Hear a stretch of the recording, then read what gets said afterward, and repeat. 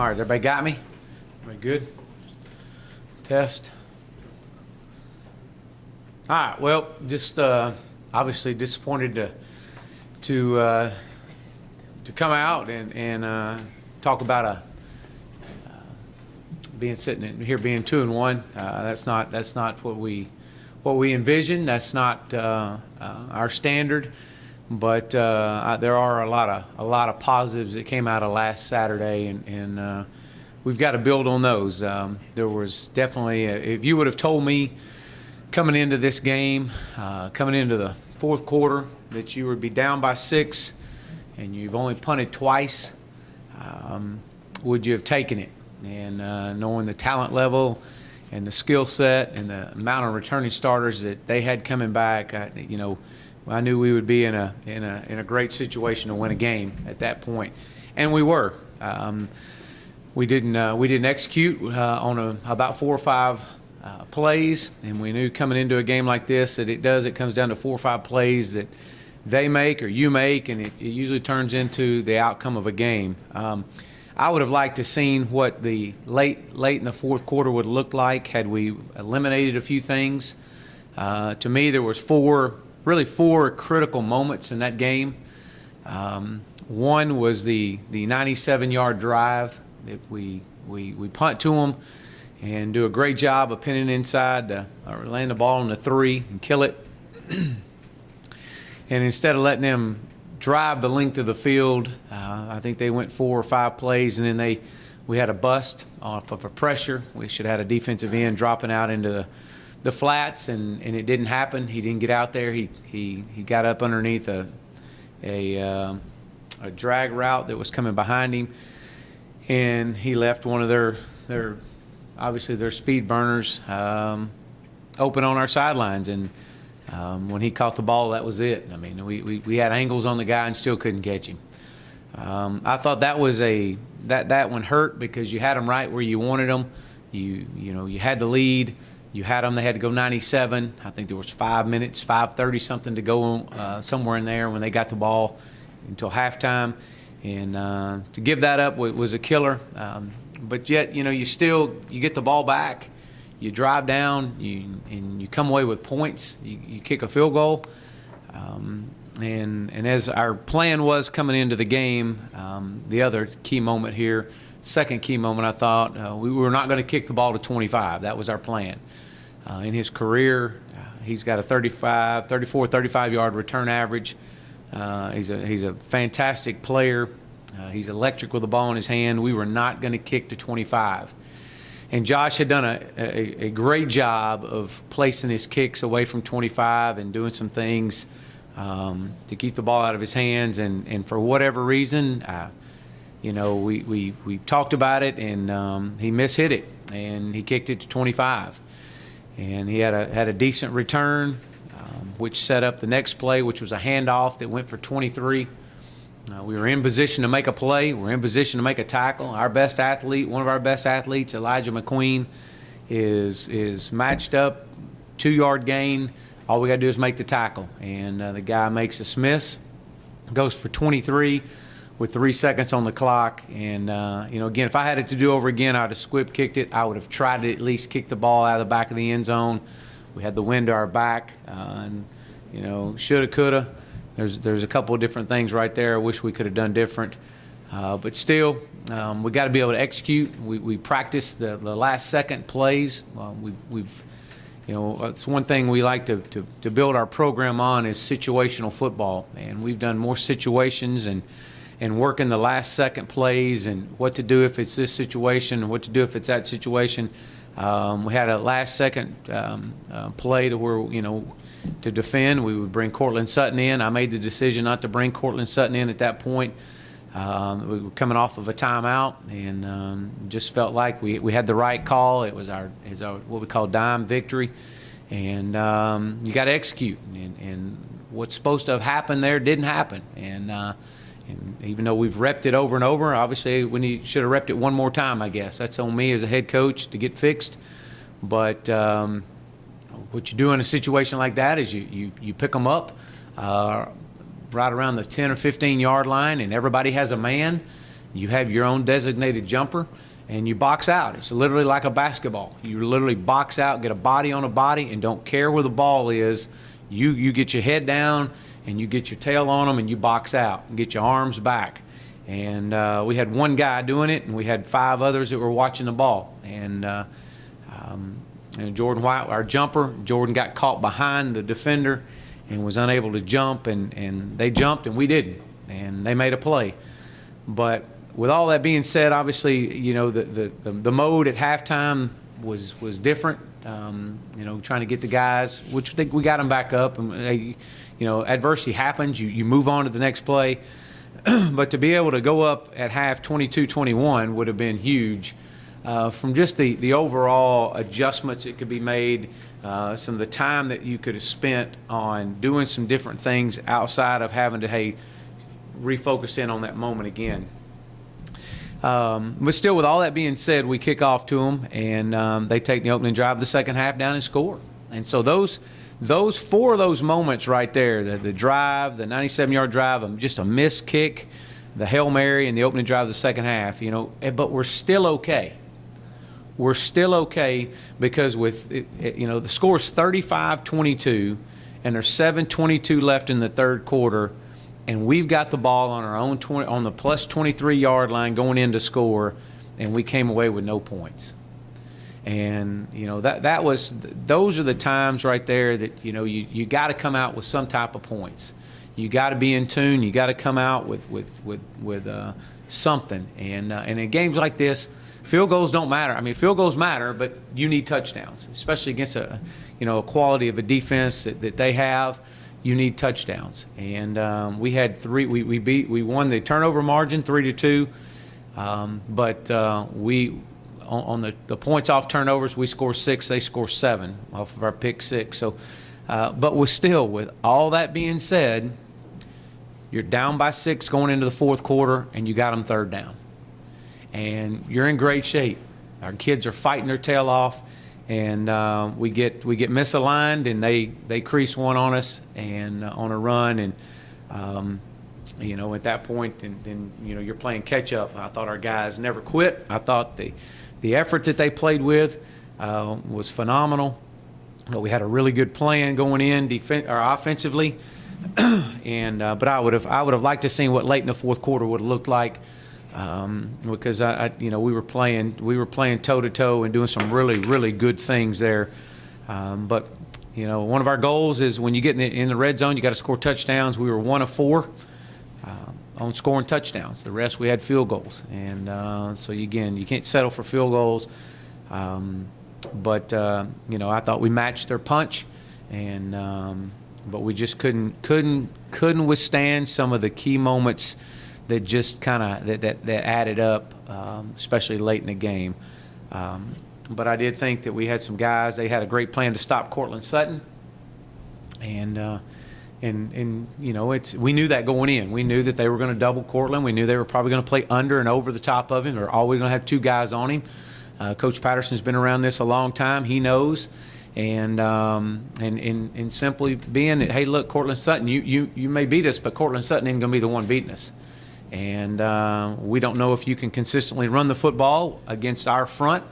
And so it's going to take Ben Hicks and the rest of your wide receivers, and you're going to have to knock us off the ball to beat us. And we put up quite a few points. I thought we could have scored. You know, I thought we could have got into the 50s, but we were unable to do that. And that's football. It's why you go play the game. But I thought defensively, again, we created turnovers. We had 3. But we couldn't. We only generated 6 points out of it. I did not think we tackled well in space. That was a concern coming in. We've shown to be really a good tackling football team, but a lot of that had to do with TCU. They're very talented, and I got to give them credit. I thought that they definitely did some things to try to create some mismatches, but that's football. That's coaching. And we've got to be able to adjust and adapt to that and solve problems as the day goes. We've got to be better on third down defensively. We were 62%. We never got off the field. And matter of fact, on the opening drive of the second half, the only third down play that they had was 3rd and goal on the 4. and we have a guy right in the hole, and we missed the tackle. And again, that's credit for those guys. We were in position, but we did do some really good things, and that'll continue to build on this program, and we'll continue to get better. We got to continue to come out and play with the energy level this week that we did the last 3 weeks. It's all about how we respond as a football team and a program moving forward. I referenced this Sunday at practice that 2 years ago we went over to TCU and played well, only to come back here and get beat by James Madison right here on the last second play. And at that point, we never could get out of a tailspin. We went 2-10 that year. And so we've got to make sure that doesn't happen. I know this is a completely different football team, but that's going to be my message to them all week long is can we match, can we sustain the energy that we've played with? Does your investments over your 1,656 hours of training, did it really count? Or did it just count in just a few games, and when adversity hits you, you shut it down? And that's not who we are. That's not what these guys are about. I'm extremely excited to get back out on the field this week, today being first day of practice, get back out there with those guys. We had a really good day Sunday, but we got to put a great plan together. We got a very tough opponent, Arkansas State, coming in here that are going to give us everything that we want. They've only played 2 games. They played Arkansas Pine Bluff last week and Nebraska the first week, and had Nebraska on the ropes. Actually had the ball in their hand inside the 10-yard line with 9 seconds to go, and to tie the game up, and just didn't get it done right there. But it'll be Blake Anderson does a phenomenal job, and I've known him for quite some time, and one of the bright minds in all of college football.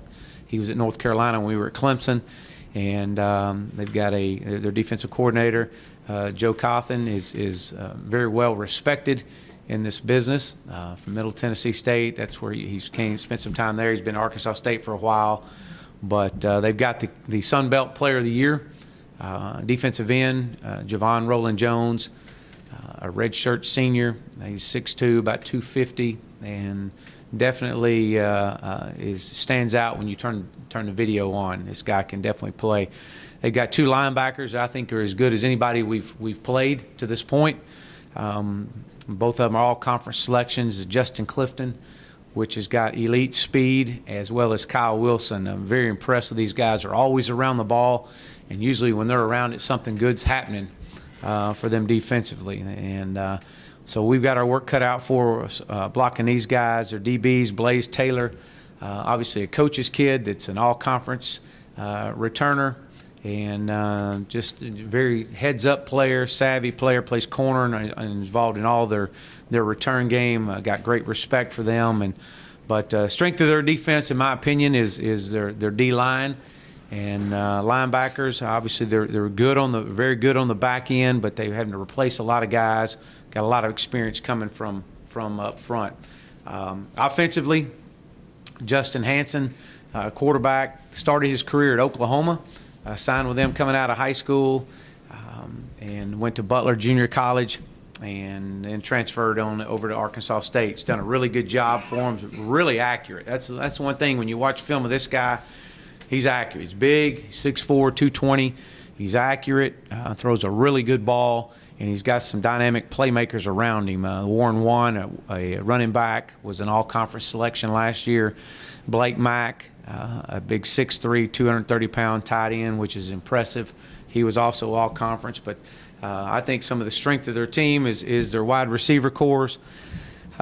Christian Booker, his 11 catches last week, 148 yards, and they got Chris Murray, which is another dynamic one. They've got another wide receiver on the head, Pascal McGinnis. They've got a core of wide receivers that are really, really good. 48% on third downs.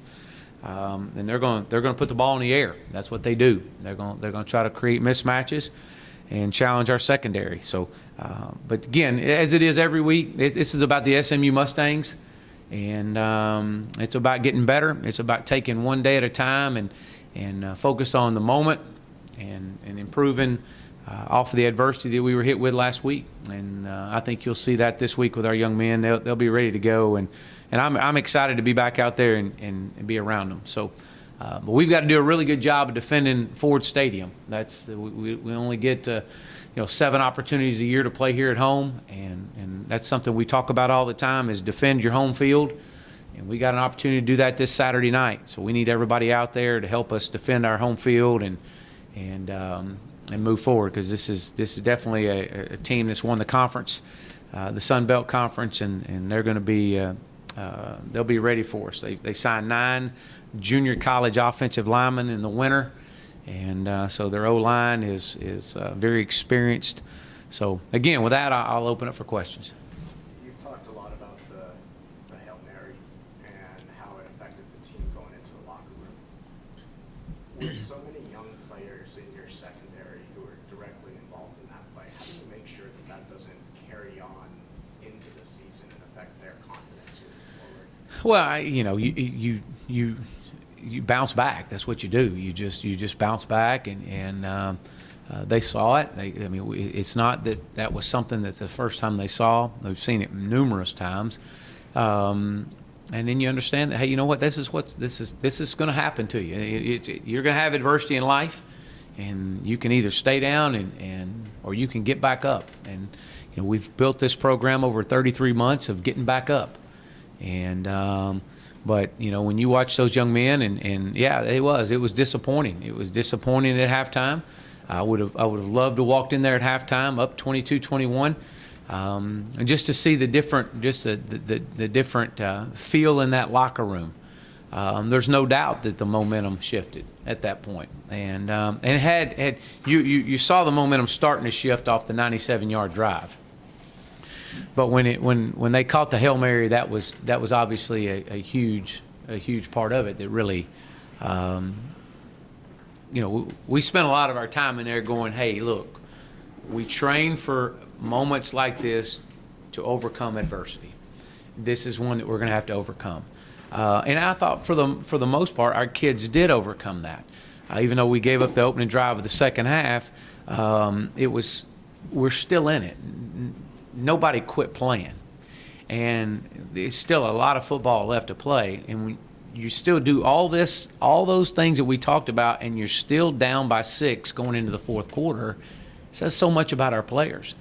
But yeah, moving forward, you got to continue to rep this. This is going to be a huge focal point. It wasn't just the Hail Mary. I mean, it was some different things that we did that we've got to correct, and it's just unfortunate. It's just unfortunate when you deal with a lot of young players.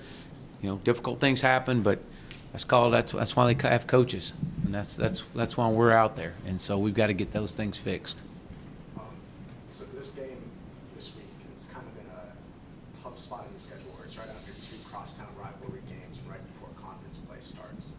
Coach, do you worry about this being a potential trap game for your guys, just kind of getting caught in between? Well, I would sure hope not. I would hope that our guys would understand that, the opportunities that we had last week, the plays that we didn't make, that they made, would motivate our guys to get back up. I would hope that our prior experience of the storms that we've gone through in the past building this culture will withstand this week. We'll understand that, look, we got to play with great energy. We know what playing well and not having great energy looks like the next week. And that outcome is not what we want. It's all about our response. Adam, that's it.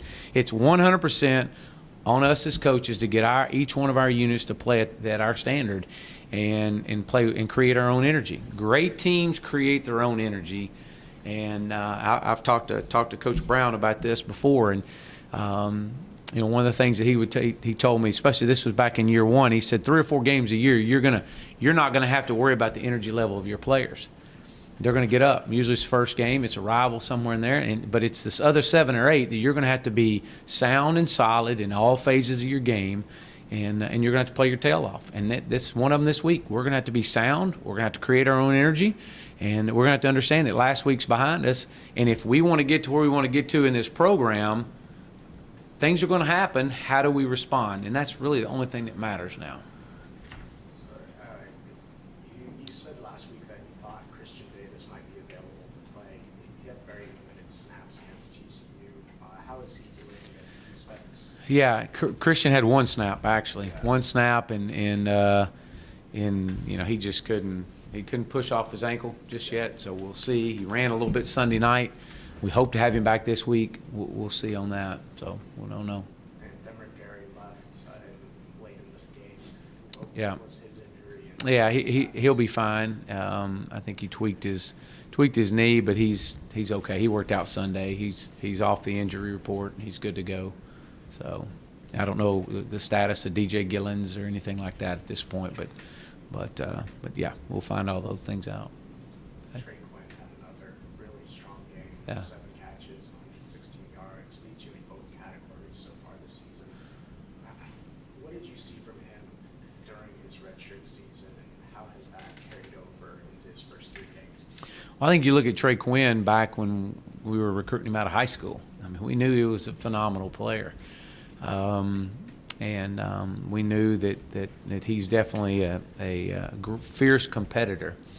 Trey was our offensive player of the game. He was also the special teams player of the game. I think he brings such a competitive fight to this football team. All our guys were disappointed after that ball game. There wasn't anybody who was disappointed or more disappointed than Trey Quinn. I mean, he was literally the last one out of the locker room, and just, again, that's, and you walk in there and you see that on our kid's face, and you know that, okay, it means something to him.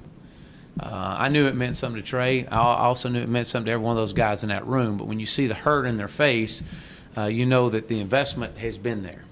So, which kind of carries us forward to this week, and you hope to see that, carry on as far as how they prepare, how we play, the energy level we bring this week. And so, but we knew Trey's a phenomenal player. He's got a great career ahead of him, but he's the beneficiary of someone trying to double Cortland.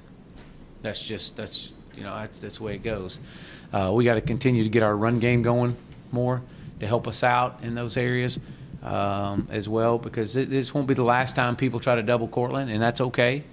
But we got to be able to be efficient in other areas as well. Where do you see the next step for the run game to? Well, just continue to just be consistent in what we're doing. Again, TCU has a lot to do with that too. Now, they're really good. They had nine defensive starters and 8 offensive starters coming back, and so, we knew that, and that's just.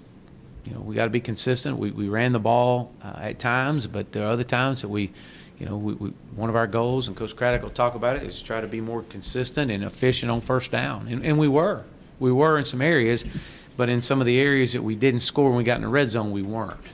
And so those are things that we just got to continue to focus on. But that's part of building this program and building throughout the course of the year to get better every week.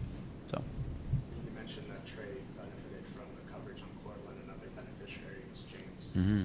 He had a pretty quiet first couple of weeks. Mm-hmm. Really big week. Mm-hmm. 3 catches, 93 yards. Yep.